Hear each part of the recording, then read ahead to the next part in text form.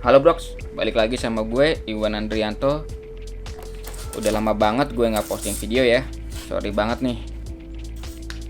Oh ya, kalau bisa add IG gue dulu di kotakin saja. Siapa tahu ada yang ingin ditanyain kan.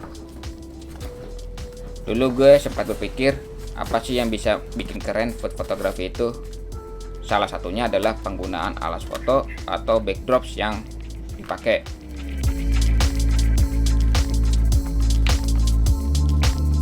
Alas foto yang bagus itu tidak memantulkan cahaya, itu menurut gue. Lalu kalau bisa ya seril mungkin lah, atau malah ya emang asli. Kayak yang dipakai sama gue ini benar-benar kayu. Kalau dilihat seperti meja kayu, keren kan? Size-nya rata-rata A1 atau A2, sudah cukup banget sih buat food fotografi. Fatley gitu juga sudah cukup kok.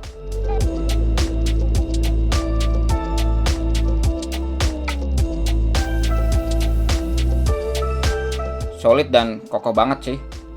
Bisa dilihat ya, detail banget. Apalagi ada lubangnya seperti ini, lalu ada si serat kayunya terlihat banget.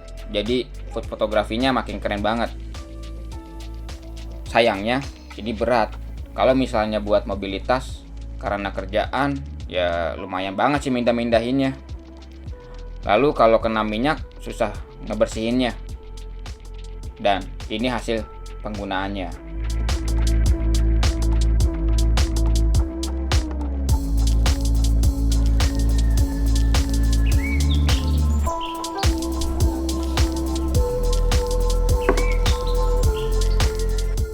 Kalau yang ini papan kayu gitu, kayak triplek ya.